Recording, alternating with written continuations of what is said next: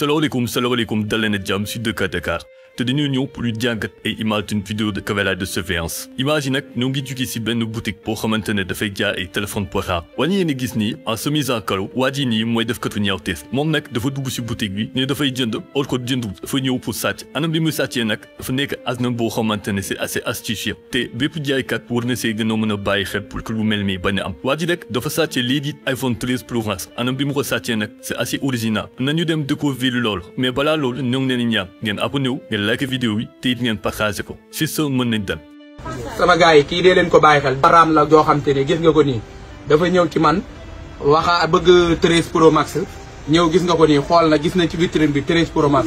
bu bula fekk yor na 13 Pro Max boo xam ne Sinwaa la mi ngi nii dee leen xool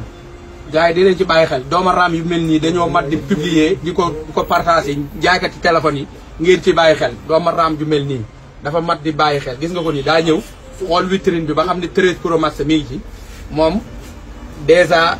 yor na 13 Pro Max boo xam ne Sinwaa la ci poosam dee leen ko xool mi ngi taxaw nii di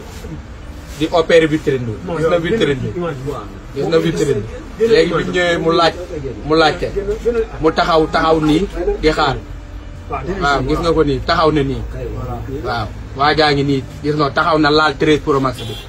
gis nga ko nii maa ngi nii taxaw dèjà génne naa 13 Pro Max bi seen ngeen ko génne naa ko jox ko dee leen xool waa ji doomaram la gis na téléphone bi mi ngi tàkk gis nga ko mi ngi tàkk vérifié na gis nga ko nii vérifié na gis nga ko vérifié na waa jaa ngi nii vérifié na waa jaa ngi vérifié gis nga ko lam mi ngi dugal loxo bi ci poche bi pour génn 13 Pro Max bu Sinwaa bi mu yor baaxul tàkkul sax gis nga ko ñoo niroo teg léegi tegale na ñaari téléphones yi gis nga ko léegi dèjà mi ngi yor bosam wane ni bosam laa koy jox téye nii dèjà mi ngi yor ñaari téléphones yëpp gis nga ko bosam a ngi nii mu yor ci main droite bi bosam dèjà tàkkul mais gis nga ko ñëw na taxaw nii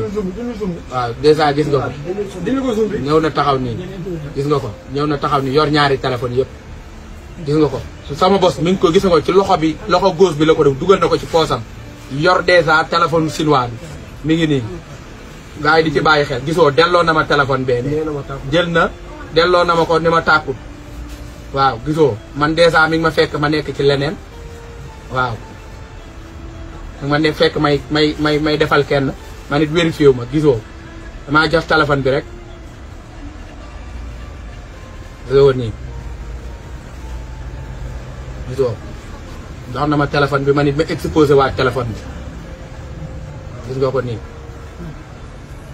gis nga ko téléphone baa ngi nii ma téye ci sama loxo léegi dèjà téléphone original bi mi ngi ci poosam téléphone Sinwaa bi moom la ma jox nii waa ji mi ngi taxaw ba léegi waa jaa ngi taxaw ba léegi ay doomaraam lan bu nit ñi liggéey duñ liggéey waaye bàyyi ko rek dina xam te ni ay doomaraam gis nga ko ni mi ngi nii taxaw gars yi bàyyi leen ci xel ngeen xàmmee waa ji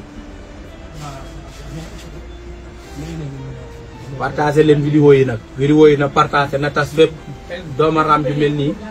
mel nii dañ leen a war a publier fépp ñu xam leen waaw doomaraam yu mel nii dañ leen a war a publier fépp waaw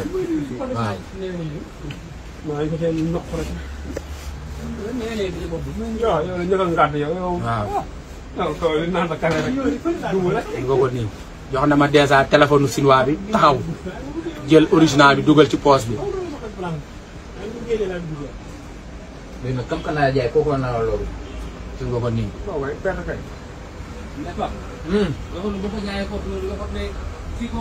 gis nga ko génn na dem na noonu. pour gars yi ngeen xam ko. comme ni ngeen ko gisee en image vidéo nekk na mbir moo xamante ne dafa doy waay am na ay fay yu bëri yoo xamante ne mën nañ ko constater vidéo yi bu njëkk mën nañ lim lii di manque de vigilance parce que manque de vigilance mënu weesu nga jël nit jël ko téléphone ba pare bàyyi woo ko xel c'est-à-dire amoo benn contact visuel boo xamante ne dina mën a permettre de nga gis lépp loo xamante ne waa ji mu koy def manque de vigilance boobu noonu mën naa ne boobu